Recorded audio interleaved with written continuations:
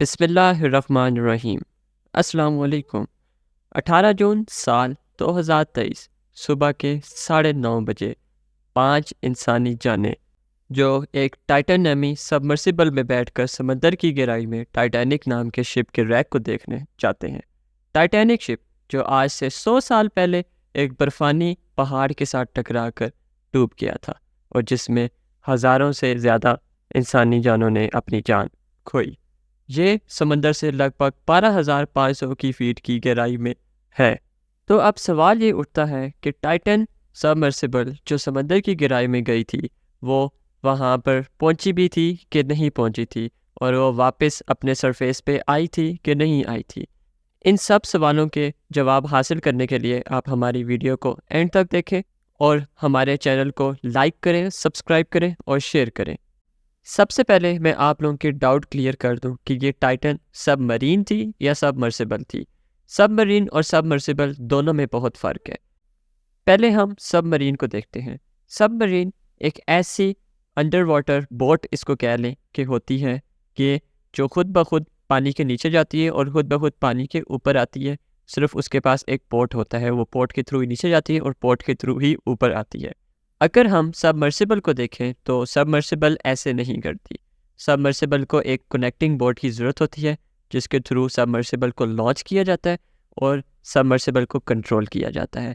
इस पूरे ट्रिप में एक सबमर्सिबल के साथ एक कनेक्टिंग बोर्ड भी थी जिसका नाम था पोलार शिप। तो शायद अब आप समझ गए होंगे कि ये टाइटन सबमर्सिबल थी या सबमरीन थी। तो आइए अब देखते हैं कि टाइटन सबमर्सिबल किसने बनाई थी और क्यों लॉन्च की थी और इसका स्ट्रक्चर क्या था। स्टॉकटन रश जो एक एरोस्पेस इंजीनियर थे, उन्होंने 2009 में एक कंपनी लॉन्च की थी जिसका नाम था ओशन गेट। ओशन गेट एक प्राइवेट कंपनी है जो अमीर लोगों से पैसे लेकर उनको डीप सी एक्सपेडिशन करवाते हैं, मतलब समंदर की गहराई में उनको टूर करवाते हैं। और टाइटैनिक का टूर जुलाई 2021 में स्टार्ट हुआ था। इनके पास और भी सबमर्सिबल्स हैं जैसे कि एंटीपोड्स और साइक्लोप्स। एंटीपोड्स जो समंदर की गहराई में 997 फीट तक जा सकती है और एक साइक्लोप्स जो समंदर की गहराई में 1440 फीट की गहराई में जा सकती है। और उसके बाद इन्होंने लॉन्च किया टाइटन नामी सबमर्सिबल जो 13,123 फीट की गहराई में जाने की सलाहियत रखती है। अब हम टाइटन के स्ट्रक्चर की बात करते हैं। टाइटन में एक विंडो दी गई थी जो पिछले सबमर्सिबल से सबसे बड़ी विंडो कहलाई जाती है और इस विंडो का नाम था व्यू पोर्ट।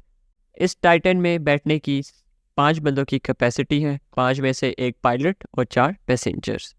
टाइटन की मेन बॉडी को हल कहलाया जाता है और हल किससे बना हुआ था? कार्बन फाइबर से बना हुआ था। और टाइटन के एंड पे 2 कैप्स थी जिसको टाइटेनियम से बनाया गया था। और टाइटन की टोटल लेंथ 6.7 मीटर और वज़न इसका लगभग 10,400 किलोग्राम था। और सबसे हैरानकुन बात यह है कि इस सबमर्सिबल को कंट्रोल एक वीडियो गेम कंट्रोलर के थ्रू किया जाता था। जी हाँ, वीडियो गेम कंट्रोलर। और इसके अंदर कोई जीपीएस नहीं दिया गया था। ये अपने पोलार शिप के साथ कम्युनिकेट करती थी हर 15 मिनट बाद टेक्स्ट मैसेज के थ्रू।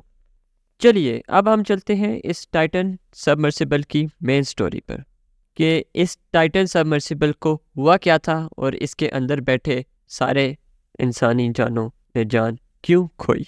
अगर हम इसके अंदर मौजूदा लोगों की बात करें तो सबसे पहले 58 year old British billionaire Hamish Harding थे जो एक एडवेंचरर और 3 time Guinness world record holder भी रह चुके हैं।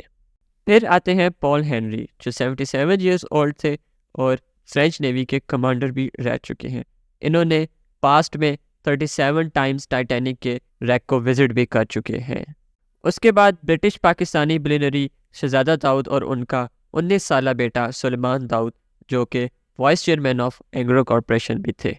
जैसे कि मैंने आपको पहले भी बताया था कि टाइटन हर 15 मिनट बाद अपने पोलर शिप के साथ कम्युनिकेट कर रही थी, लेकिन लगभग 11:15 बजे के करीब ये कम्युनिकेशन होना ख़त्म हो जाती है और टाइटन की तरफ से सिग्नल्स आना बंद हो जाते हैं। लेकिन फिर भी पोलर शिप में मौजूद टीम को उम्मीद थी कि टाइटन 4:30 बजे तक सरफेस पे आ जाएगी और फिर 4:30 भी हो गए। टाइटन की तरफ से कोई सिग्नल नहीं आ सका। कुछ देर इंतज़ार करने के बाद लगभग 7:10 पे यूएस कोस्ट गार्ड को नोटिफाई किया गया और उसके बाद मेन ऑपरेशन स्टार्ट हो गया। टाइटन में मौजूद 96 आवर्स ऑफ ऑक्सीजन थी, जिसका मतलब ये कि टाइटन में मौजूदा इंसान 4 दिन तक जिंदा रह सकते थे और यूएस कोस्ट गार्ड के पास भी 4 दिन थे उनको रेस्क्यू करने के लिए। बहुत से शिप में emergency position indicating radio beacon, जिसका मतलब EPIR भी लगाया जाता है, जिसकी मदद से शिप को लोकेट किया जाता है, लेकिन अनफॉर्चुनेटली टाइटन में वो भी नहीं लगा हुआ था और टाइटन को सिर्फ बाहर से ही बंद और खोला जा सकता था। मतलब अगर ये लोग सरफेस पे आ जाते तो अंदर से ये लोग नहीं खोल सकते थे टाइटन को। यूएस कोस्ट गार्ड के बाद 25,000 किलोमीटर का सर्च एरिया था और इतने बड़े सर्च एरिया में एक छोटी सी टाइटन को ढूंढना बहुत ही मुश्किल था। जब ऑपरेशन स्टार्ट हुआ तो 2 अमेरिकन एयरक्राफ्ट और 2 कैनेडियन एयरक्राफ्ट सबसे पहले आए और उन्होंने सोनार को यूज़ करते हुए अंडर वाटर सिग्नल्स डिटेक्ट करना शुरू कर दिए और सरफेस पे 3 शिप्स भी थीं और कुछ ROVs का भी इस्तेमाल किया गया। ROVs मतलब रिमोटली ऑपरेटेड व्हीकल्स, और ROV एक ऐसी व्हीकल या मशीन होती है जो समंदर के अंदर जाकर चीज़ें ढूंढ सकती है और इसको सरफेस से ही कंट्रोल किया जाता है और लगभग 3 ROVs का इस्तेमाल किया गया। 3 दिन के रेस्क्यू ऑपरेशन के बाद कैनेडियन एयरक्राफ्ट का सोनार कुछ बैंगिंग नॉइजेस सुनता है। ये ऐसी आवाज़ें थीं जैसे कोई ज़ोर से दरवाज़ा खटका रहा हो। यूएस कोस्ट गार्ड को भी ये आवाज़ें सुनाई देती हैं। फिर 22 जून को एक ROV को कुछ मलबा दिखाई देता है जो कि 990 मीटर दूर होता है टाइटैनिक की रैर से, जिससे कंफर्म हो जाता है कि टाइटैन सबमर्सिबल टूट के ख़त्म हो चुका होता है और उसमें मौजूद इंसान अपनी जान खो चुके होते हैं। और उसी ही दिन यूएस कोस्ट गार्ड एक प्रेस कॉन्फ्रेंस करते हैं और उसमें वो बताते हैं कि ये जो बैंगिंग नॉइजेस आई हैं उसका कोई लिंक नहीं है टाइटन सबमर्सिबल के साथ, और इसका कंक्लूजन ये ही निकलता है कि हाई प्रेशर की वजह से टाइटन इम्प्लोड कर गई। जी हाँ, इम्प्लोजन होगी। इम्प्लोजन एक्सप्लोजन का बिल्कुल ऑपोजिट है। एक्सप्लोजन में फोर्स जो होती है वो बाहर की तरफ निकलती है, मतलब ब्लास्ट होता है, और एक्सप्लोजन में इसका ऑपोजिट फोर्स जो होती है वो अंदर की तरफ होती है, मतलब यह कि स्क्वीज़ होके फट जाना। और इम्प्लोजन इतना हुआ कि 1 मिलीसेकंड में स्ट्रक्चर ख़त्म हो गया और सारे लोग अपने जान की बाजी हार गए। तो अब सवाल ये है कि इस इम्प्लोजन के पीछे रीज़न क्या थी। अगर हम पास्ट में देखें तो सबमरीन्स और सबमर्सिबल्स को एल्यूमिनियम और स्टील से बनाया जाता था, लेकिन टाइटन को कार्बन फाइबर से बनाया गया और कार्बन फाइबर का कोई आज तक डीप सी में टेस्ट भी नहीं किया गया, जिससे अंदाज़ा लगाया जा सकता है कि कार्बन फाइबर एक सूटेबल मटेरियल नहीं है डीप सी के लिए।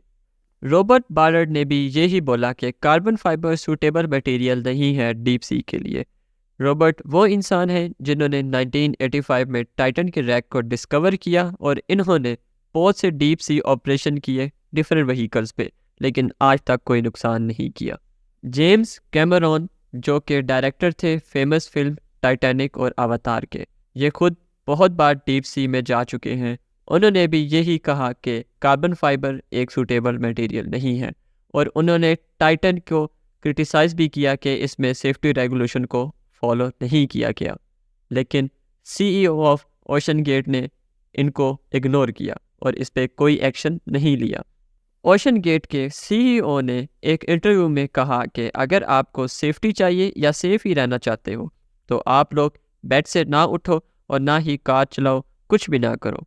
और उन्होंने एक दफ़ा ये भी कहा था कि मैंने कुछ रूल्स को ब्रेक किया है टाइटन को बनाते हुए, और वो रूल क्या थे कि टाइटेनियम और कार्बन फाइबर का इस्तेमाल हरगिज़ ना किया जाए, और उन्होंने ये रूल तोड़ा और टाइटेनियम और कार्बन फाइबर का इस्तेमाल करके टाइटन को बनाया।